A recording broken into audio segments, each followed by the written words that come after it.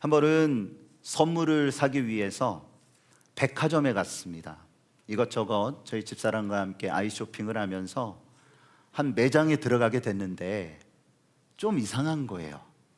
느낌이 좀 그랬어요. 왜냐하면 저희가 들어가고 비슷한 그 타이밍에 다른 사람이 같이 들어왔는데 거기 직원이 저희에게 눈길을 주지 않는 겁니다. 그쪽으로 가는 거예요.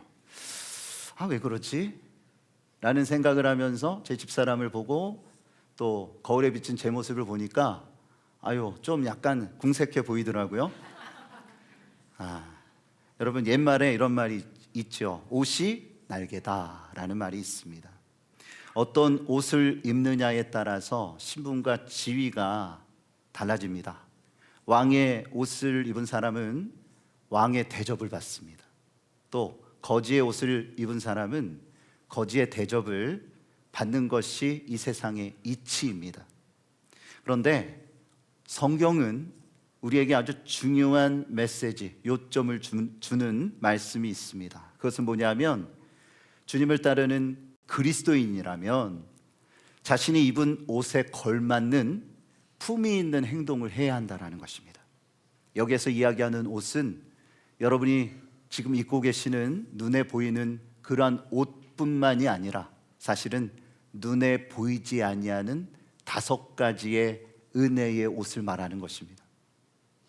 그 옷을 우리가 입고 믿음 안에서 살아가게 될 때 나의 모습도 보여지겠지만 그 무엇보다 예수님의 형상이 여러분의 모습을 통해 다른 이들에게 비춰지고 보여지는 하나님의 놀라우신 은혜의 역사가 이루어진다라는 거죠. 이 시간 우리가 함께 살펴볼 6번째 정체성은 무엇이냐면 은혜의 옷을 입은 사람입니다. 그렇다면 우리가 입은 이미 하나님께서 주신 은혜인데 아직까지 그렇지 못하신 분들이 혹여나 있다라면 이 5가지의 은혜의 옷에 대한 말씀을 나누면서 우리가 그것을 옷 입고 일단 믿음 안에서의 삶을 펼쳐가기를 소망합니다. 여러분, 5가지다 보니 제가 많은 말씀을 자세히 드릴 수는 없지만 중요한 요점만을 이 시간 함께 나누겠습니다. 첫 번째는 이것입니다. 국률의 옷을 입어야 한다는 거예요. 우리 함께 따라합니다. 국률의 옷을 입읍시다. 자, 오늘 본문에 보면 국률이라는 이 원어의 의미를 살펴보면 사람의 인체 중에서 창자를 뜻하는 이런 의미를 갖고 있습니다. 히브리 사람들에게 있어서 창자는 가장 깊은 내면에서 나오는 공감, 다른 말로 하자면 동감이라 말할 수 있습니다. 즉 예수 안에 있는 새 사람은 사람들의 필요와 또한 그들이 겪고 있는 슬픔과 여러 가지의 감정을 옆에서 공감해주고 때로는 필요한 말과 행동을 통해서 힘을 줄 수 있는 국률의 사람이 되어져야 한다는 것입니다. 이런 모든 일들을 이루기 위해 필요한 게 뭘까요? 여러분, 관심이 없으면 아무것도 일어나지 않습니다. 사실 관심을 갖지 않으면 이것만큼 편한 게 없어요. 눈에 보이지만 안 본 척하고 또한 그냥 지나치고 그런다면 얼마나 편하고 좋겠습니까? 그런데 주님께서는 그렇게 가르치지 않으셨습니다. 깊이 관심을 가지셨습니다. 다가가셨고 때로는 끌어당기셨고 손을 내미시며 그들에게 긍휼을 베풀어 주셨다라는 거예요. 그러므로 긍휼의 옷을 입은 사람은 깊은 관심을 갖고 있는 사람입니다. 여러분, 사랑하는 가족들에게 깊은 관심을 갖고 계시죠? 또한 여러분의 직장에서의 동료들과 함께하고 있는 지금 이 자리에 있는 교우들에게도 깊은 관심을 가져야 합니다. 정말 남모르게 눈물 흘리고 혼자 싸워야 하는 그러한 일들도 있지만 그 참 홀로 싸워가는 그 현장과 힘듦 속에 우리가 옆에 함께 있고 때로는 함께 있는 것만으로도 힘이 되거든요. 아니면 따뜻한 말 한마디가 여러분, 지난주에 우리가 함께 나눴던 말씀 중에 극단적인 선택을 하는 사람들, 그들을 정말 그 선택의 그 위기를 넘길 수 있도록 하는 것은 다른 게 아니래요.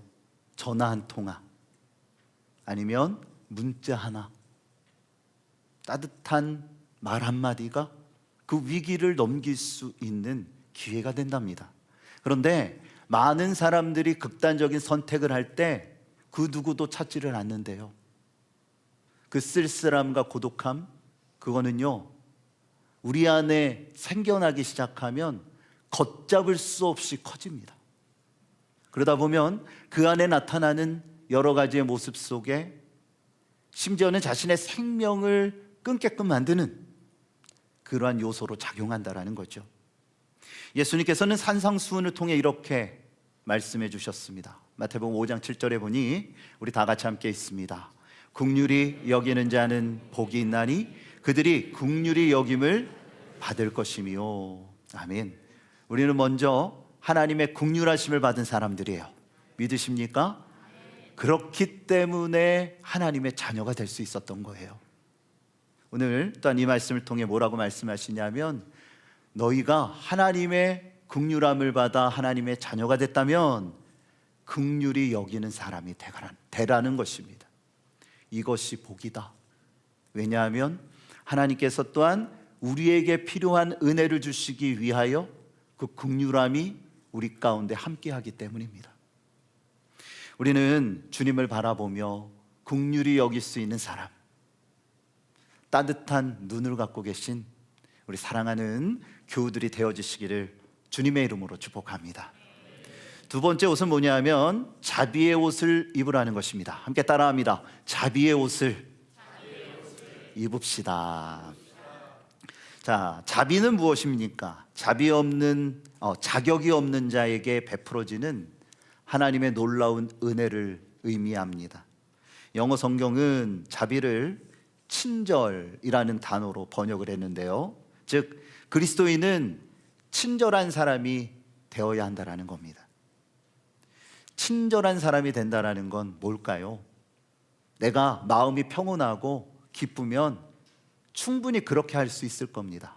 그런데 여기에서의 말하는 친절은 자기의 기분에 따라 이렇게 갔다 저렇게 갔다 하는 게 아니라 자신의 마음을 다스릴 수 있는 사람이 되라는 것입니다. 때로는 불편하고 때로는 힘든 사람을 만날 수 있습니다. 나에게 상처를 주고 고통을 줄 수도 있죠. 이때는 어떻게 합니까? 대개의 경우에 쌩합니다. 사실 눈빛도 마주치기 싫고 말도 하기 싫을 수도 있습니다. 한 공간에 있는 것도 불쾌할 수 있을지 모르겠습니다. 그런데요, 우리는 누구를 막론하고 사랑에 빚진 자로서 주님의 이름으로 친절을 베풀 수 있는 마음을 가지고 있어야 한다는 겁니다. 이것이 주님이 우리에게 주신 은혜의 옷이고, 또한 우리가 베풀 수 있는 우리의 성품이 됩니다. 사실 이것은 쉽지 않아요. 예수님이 뭐라고 말씀하셨냐면 누가복음 6장 33절에 우리 다 같이 함께 있습니다. 너희가 만일 선대하는 자만을 선대하면 칭찬받을 것이 무엇이냐? 죄인들도 이렇게 하느니라. 그렇습니다.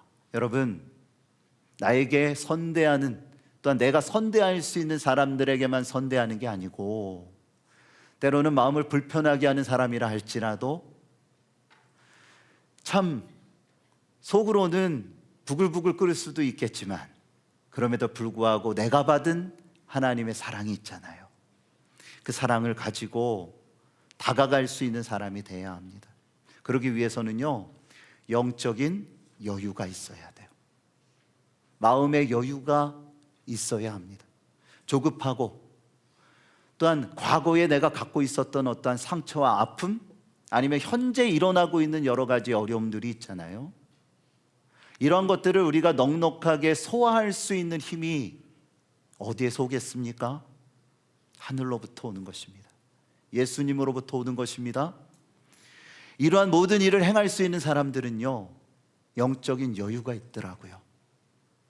성급하게 판단하고 성급하게 행동하는 것이 아니라 그것을 깊이 음미할 수 있고 때로는 더 큰 사람이 돼서 품어낼 수 있는 자비의 사람들이 이런 모든 일들을 감당할 수 있다라는 것입니다.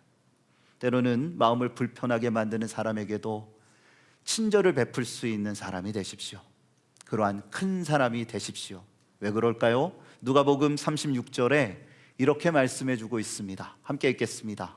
너희 자비로우심 같이 너희도 자비로운 자가 되라. 아멘. 이건 주님의 명령입니다. 하나님이 우리에게 자비롭게 행하셨던 것처럼. 왜요? 우리 하나님은 자비로우신 분이거든요. 그러므로 또한 우리 모두는 그분을 닮아가야 합니다. 여러분 힘들지만 힘쓰십시오. 노력해 보십시오. 그러면 성령께서 도와주실 것입니다. 세 번째 옷은 뭐냐면 겸손의 옷을 입으라는 것입니다. 우리 함께 따라합니다. 겸손의 옷을 입읍시다. 겸손은 예수 그리스도를 본받는 지극히 낮은 마음입니다. 여러분, 행동으로 겸손한 척하면 상대방이 모를까요? 사람은 감정이 있는 동물입니다. 겸손함이란 또한 그 상대방을 향하여 내가 베푸는 친절과 어떠한 행동들은요, 내 마음에서부터 시작이 돼야 합니다. 그래야지만 그 진정성이 전해지는 것입니다. 속은 그렇지 않으면서, 속은 굉장히 교만하면서 자기가 겸손한 사람이라는 이야기를 듣고 싶어 친절을 행하고 겸손하게 낮추는 척한다라면 결국은 모든 것들이 드러나는 날이 올 겁니다. 겸손의 롤모델은 단연 예수 그리스도이시지요. 예수님은 하늘 보좌를 버리시고 이 땅에 오셨습니다. 또한 하나님의 거룩하신 뜻, 그 목적을 이루기 위해 십자가를 지셨고 죽으셨습니다. 이것은 오직 예수님만 하실 수 있는 사명이었죠. 그렇지만 그 모습을 통해 우리는 여러 가지의 깨달음과 은혜가 무엇인지, 그분을 닮아가는 모습은 무엇인지를 배울 수가 있습니다. 그 외에 예수님께서 공생애의 사역을 이루시면서 실제적으로 보여주셨던 모습 또한 많이 있습니다. 예수님이 세례를 받으시는 그 장면을 떠올려 보십시오. 예수님은 죄가 없으신 분이에요. 그럼에도 불구하고 공생애의 사역을 이루기 위하여 제일 먼저 세례 요한 앞에서 무릎을 꿇으셨습니다. 하나님의 아들이 인간 앞에 무릎을 꿇으신 거예요. 또한 예수님이 십자가를 지시기 전에 제자들의 발을 씻어주십니다. 여러분, 사람의 발을 씻어준다라는 것은 노예 중에서 가장 어린 노예가 행하는 일입니다. 무엇을 의미합니까? 스승이 제자의 발을 씻는 것, 요즘도 그렇지만 예전에도 있을 수 없는 일이에요. 그럼에도 불구하고 주님께서는 십자가의 길을 가시기 전에 수건을 허리에 동이시고 대야에 물을 담아 무릎을 꿇어 그들의 더러운 발을 씻어주셨습니다. 그 겸손한 모습을 주님께서 행하시며 말씀하십니다. 내가 너희의 발을 씻는 것처럼 너희의 사역은 사람들의 발을 씻는 그 낮은 자세로부터 시작돼야 한다. 너희 또한 발을 씻는 자가 되어라. 예수님이 예루살렘 성에 십자가를 지기 위하여 입성하셨을 때 말을 타신 게 아니라 어린 나귀의 새끼를 타셨습니다. 말이 안 되네요. 어린 나귀의 새끼는 없습니다. 나귀의 새끼가 어린 나귀죠. 그 나귀를 타셨어요. 겸손함을 보이시는 것입니다. 예수님은 언제나 겸손하셨습니다. 누가복음 14장 11절에 이렇게 말씀하고 있습니다. 함께 있습니다. 무릇 자기를 높이는 자는 아멘. 이것이 성경의 진리입니다. 세상은 자신이 높아지기 위하여 스펙을 쌓고 자신의 이름이 계속 알려지기 위하여 어떠한 홍보성, 퍼포먼스, 그 외에 많은 일을 행하라 말합니다. 그렇게 가르칩니다. 그것이 성공의 비결이라 말합니다. 그렇지만 하나님은 이렇게 말씀합니다. 자기를 낮추는 자를 높여줄 것이다. 주님 앞에 내가 낮아지고 또한 주님께서 높여지시는 사람이 되라는 것입니다. 그럴 때에 하나님께서 원하시는 믿음의 삶, 겸손히 섬기며 하나님께서 그 사람을 높여 하나님이 원하시는 믿음의 역사를 이룰 수 있도록 붙들어 주신다라는 거예요. 바라기는 겸손한 옷을 입으시는 우리 교우들이 되어주시기를 축복합니다. 네 번째는 온유의 옷을 입으라는 거예요. 함께 따라합니다. 온유의 옷을 입읍시다. 온유는 부드러운 마음으로 사람을 대하는 태도를 말합니다. 그런데 이것을 오해해서 마음이 모질지 못해 연약한 마음으로 살아가는 이러한 모습, 유약한 사람, 이렇게 생각해서는 안 돼요. 온유한 사람이 힘이 있습니다. 유약함이 아닙니다. 온유한 사람이 사람의 마음을 움직일 수 있는 힘이 있다라는 거예요. 부드러움이라는 것은 강함을 이깁니다.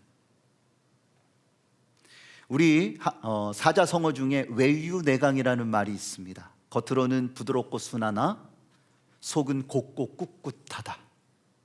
내 자신에 대해서는 철저하게 자신을 채찍으로 내려치지만 다른 사람을 대할 때는 부드러운 마음과 존중하는 태도를 갖는 것, 이것이 온유함과 비슷한 맥을 갖고 있는 것 같습니다.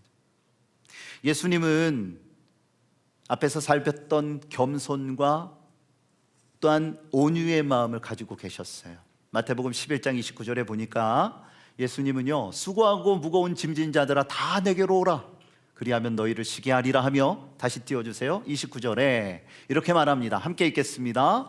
나는 마음이 온유하고 겸손하니 나의 멍에를 메고 내게 배우라, 그리하면 너희 마음이 쉼을 얻으리니. 아멘. 예수님 말씀하십니다. 나의 마음을 배워라. 나의 마음은 온유하고 겸손하다. 로마의 눈에서, 유대인들 눈에서 바라볼 때는 예수님은 무력하게 십자가에서 죽었다 생각했을지는 모르지만 예수님의 그 겸손과 온유가 십자가의 길을 감당하는 아주 중요한 초석이 되었고요, 그들이 바라봤을 때는 무기력함이 될지는 모르나 그분을 믿고 따르는 모든 자들은 하나님의 자녀가 되는 놀라운 권세가 주어졌습니다. 그의 무기력함은 하나님의 능력이 되어 그들을 정복하게 했고, 하나님의 위대하신 역사는 우리에게 또한 흘러와서 이 시대를 살아가는 하나님의 자녀가 되는 놀라운 은혜를 입게 했다라는 것입니다. 여러분, 온유한 마음으로 살아가십시오. 온유한 마음으로, 온유한 눈으로 바라보십시오. 그런 사람들은 용납하고 사랑합니다. 말 한마디라도 힘을 주고 진정성 있는 행동을 행하게 합니다. 바라기는 그러한 온유의 옷을 입고 하나님께서 원하시는 믿음의 삶을 함께 살아가는 복된 인생이 되어주시기를 주님의 이름으로 축복합니다. 자, 마지막 다섯 번째는 인내의 옷을 입으라는 거예요. 함께 따라합니다. 인내의 옷을 입읍시다. 오늘 본문에서는 오래 참음이라 말하는데 이것은 인내를 뜻하죠. 인내의 원어적인 의미는 내면의 자기 억제입니다. 내 마음을 다스리지 못하면, 내 마음을 절제하지 못하면 절대로 행동으로 이어질 수가 없습니다. 방금 전에 살폈던 온유는 타인에 대한 부드러운 태도를 이야기한다라면, 인내는 타인을 위한 기다림이에요. 기다리는 것. 어떤 관계성이 있습니다. 불편합니다. 힘듭니다. 상처가 있습니다. 그런데 하나님이 은혜를 주셨어요. 그래서 이제 용서할 수 있는 마음이 생겼어요. 이제 화해해야 되겠다라는 마음을 갖게 됩니다. 여러분, 그렇다 해서 성급한 마음을 가지셔서는 안 돼요. 상대방 또한 그러한 은혜가 있어야 되기 때문에. 나만 일방적으로 통보하는 것이 화해가 아닙니다. 서로 마음을 통하고 이해할 수 있어야 합니다. 그러기 위해서 필요한 게 뭐냐면 인내예요. 그 사람이 그런 마음을 가질 수 있는 그때까지 기다려주는 거. 관계에서뿐만이 아닙니다. 우리의 삶에 있어서도 우리가 하나님을 향해 부르짖을 때 하나님 지금 응답해 주셔야 되는데 왜 아무런 말씀을 안 하십니까? 너무 답답하고 힘들고 어렵습니다. 그때에 성령께서 우리에게 주시는 마음은 인내하라 말씀하십니다. 하나님이 응답하시는 기도라면 반드시 하나님의 때에 주어지는 거예요. 때로는 나의 때에 하나님께서 주시는 그 응답이 그분의 때와 같아서 바로 응답하실 때도 있을 겁니다. 그렇지만 하나님은 때로는 기다리라 말씀하십니다. 왜요? 하나님의 때가 있기 때문입니다. 주님을 바라보며 믿음 안에서 살아가는 것, 인생을 살다 보니까 가끔 오해하는 일도 생기고 억울한 일도 당할 때가 있을 겁니다. 그럴 때에 여러분 차분히 마음을 가라앉히고 성급하면 일을 그르칠 때가 참 많아요. 그때에 오늘 말씀을 기억하시면서 나는 인내의 옷을 입은 사람이다. 주님께서 또한 힘을 주실 거야 라는 마음을 가지세요. 혹시 예배 전에 집에서 싸우고 오신 분들이 계시다면 아무런 반응을 하시면 안 됩니다. 인정하는 것처럼 보이니까, 특히 성가대. 이 말씀을 기억하고 믿음 안에서 나는 예수 안에 있는 새 사람인데, 은혜의 옷을 입은 사람, 인내의 옷을 입고 이 세상을 살아가는 사람인데, 성급히 복수하거나 회피하는 것이 아니라 진정으로 주님을 바라보며 이것을 대하고 또 믿음 안에서 이 모든 문제들을 풀어나갈 수 있는 그런 지혜와 하나님께서 주시는 인내가 있어야 될 줄을 믿습니다. 야고보는 이렇게 권면합니다. 1장 2절에서 4절에 있는 말씀에 보니까 함께 있습니다. 네, 형제들아,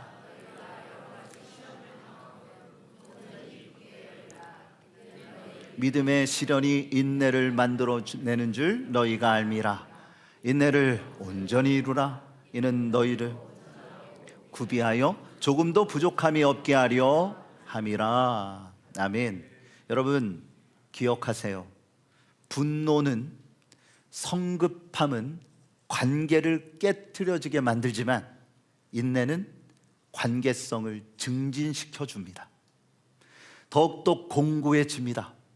때로는 나의 연약함을 인정하고 고백하고 서로를 이해할 수 있도록 기다리며 다가서게 될 때에 이전보다 더 큰 따뜻한 관계성이 공고하게 세워진다라는 거죠.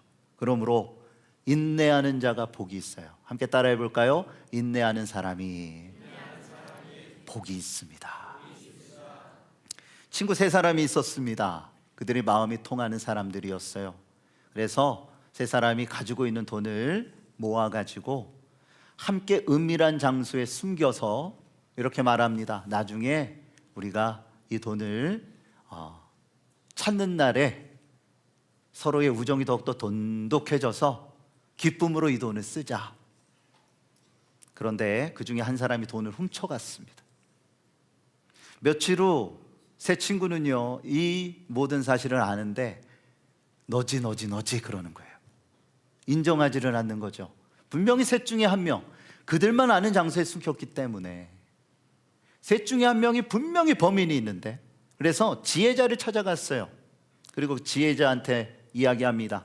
우리 중에 누가 진짜 범인인지 찾아주십시오. 그러자 지혜자가 이렇게 말을 했어요. 내가 지금 문제를 낼 테니까 이 문제의 답변을 한 명씩 돌아가면서 해 주십시오. 지혜자가 말합니다. 어떤 한 여자가 있었는데 사랑하는 사람을 만나서 결혼하기로 약속을 했어요. 그래서 약혼을 했다라는 거예요. 그런데 이게 웬일입니까? 운명적인 남자를 만난 거예요, 이 여자가. 그래가지고 결혼을 고민하다가 약혼자를 찾아가서 내가 너무 미안하니 위자료를 내겠습니다. 대신에 파혼해 주세요 라고 말을 했어요. 그러자 약혼자는 위자료는 필요 없소. 이러한 용기를 갖고 나에게 말을 해줘서 고맙소. 나는 참 마음이 아프지만 위자료를 받지 않고 파혼해 주겠소.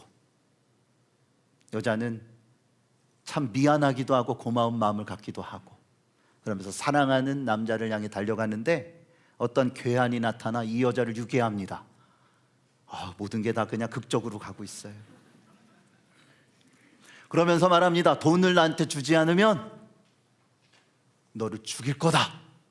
그러자 이 여인은 용기 있는 여자잖아요. 파혼해달라고 말하는 사람인데 뭔 말인들 못하겠습니까? 그래서 지혜롭게 이렇게 말합니다. 내가 지금 약혼자에게 만나서 파혼을 요구했는데 그 사람은 위자료를 받지도 않고 나의 모든 말에 동의를 해줬어요. 당신도 마찬가지로 나를 놓아줌이 마땅하지 않습니까? 죽기 아니면 까무러치기라고. 그러자 괴한의 마음에 감동이 있어서 이 여자를 놓아주었습니다. 그리고 지혜자는 말합니다. 그렇다면 이 가운데 제일 칭찬받아 마땅한 사람이 누구일까요? 라고 물었어요. 그러자 첫 번째 사람이 대답합니다. 위자료도 받지 않고 약혼을 취소해 준 이 남자야말로 진정한 상남자고 칭찬받기에 합당합니다. 그는 상대방의 의사를 무시하지도 않았고 억지로 결혼한다라고 떼를 쓰지도 않았습니다. 그리고 돈도 거절했습니다. 그러자 두 번째 사람이 이야기합니다. 아닙니다. 이 여자야말로 진정으로 대단한 사람입니다. 이 여자는 사랑하지 아니하는 사람과 결혼하는 것을 과감하게 아니라 말할 수 있는 사람이었고 자신의 사랑을 찾았습니다. 그런 용기가 있습니다. 진정으로 사랑하는 사람과 결혼할 줄 아는 현명한 여자입니다. 그러자 세 번째 있는 사람은 이렇게 대답합니다. 지혜자요, 나는 이 이야기가 무슨 말인지 모르겠습니다. 뭐 이런 이야기가 다 있습니까? 뒤죽박죽이어서 이해할 수 없습니다. 약혼자는 돈도 안 받고 파혼을 해주질 않았나? 이 괴한은 돈 때문에 유괴해놓고 그 말 한마디에 놓아준다라는 거, 저는 도저히 이해가 되지 않습니다. 혹여나 공감하는 분들 계실지 모르겠는데 끝까지 얘기를 들어보세요. 이 말이 끝나자 무섭게 지혜자는 세 번째 사람을 지적합니다. 네가 진짜 범인이구나. 여러분 왜 그런 줄 아세요? 지혜자가 이렇게 말합니다. 다른 두 친구는 관계성에 대한 이야기를 했다. 그런데 너의 관심은 오로지 돈밖에 없구나. 여러분, 마음에 품은 것이 우리의 말이 되고 여러분의 행동으로 표현되는 것입니다. 거지가 왕의 옷을 입는다 해서 진짜 왕이 될까요? 그런 것 같기도 하고 아닌 것 같기도 하신가요? 그럴 수는 없는 것입니다. 본질이 바뀌는 게 아니기 때문이죠. 중요한 것은 옷을 거치는 그 사람의 마음이에요. 내가 주님을 바라보고 믿음의 삶을 살아간다면, 그리스도인이라면 내가 걸치고 있는 그 옷이 은혜의 옷이라는 것을 기억하셔야 돼요. 이 5가지의 옷이 내가 걸치고 살아가는 하나님이 주신 옷이라는 것입니다. 내가 입고 싶을 때 이건 입고 저건 입고가 아니에요. 그러한 차원이 아닙니다. 이 5가지 긍휼과 자비와 겸손과 온유와 인내의 마음이 여러분의 중심에 있을 때에 여러분의 말과 행동을 통해 드러나게 될 것입니다. 뭐가 드러날까요? 예수님의 형상이 보여져야 합니다. 내가 나된 것,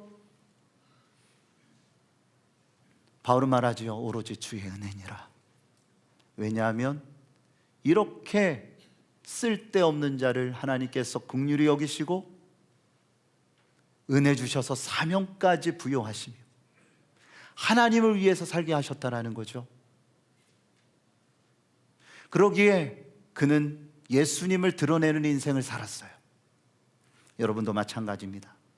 우리가 예수 안에 새 사람을 입은 이 정체성이 내 안에 있다면 우리는 새 옷을 입은 사람들이에요. 절대로 헌 옷을 입지 마세요. 옛날의 모습으로 돌아가지 마세요. 나의 혈기를 드러내지 마세요. 주님 안에서 다시 따라합니다. 나는 새 옷을 입은 사람입니다. 모든 사람이 바보라서 아무 말 안 하는 겁니까? 교회 안에서 공동체의 삶을 살아감에 있어서 때로는 불편할 수도 있고 때로는 어려움을 겪을 수도 있어요. 말 못하기 때문에, 벙어리이기 때문에 말 안 하는 겁니까? 내가 성숙한 그리스도인이라면 예수님은 십자가까지 지셨는데, 여러분, 내가 죽을 때 내 안에 예수가 사시는 것이고 그리스도의 형상을 드러내는 인생이 될 수 있는 것입니다. 그것이 성숙한 그리스도인이고 믿음의 삶을 살아가는 우리의 모습이 되어져야 한다라는 거예요. 그것이 어른입니다. 그것이 믿음의 삶을 살아가는 존경받는 사람들의 모습이라는 것입니다. 사랑하는 교우 여러분, 헌옷이 아니라 우리는 은혜의 새 옷을 입은 사람들이다. 그것을 기억하며 믿음 안에 승리하고 하나님께 영광 올려드릴 수 있는 복된 인생이 되어지시기를 우리 주 예수 그리스도의 이름으로 축복합니다.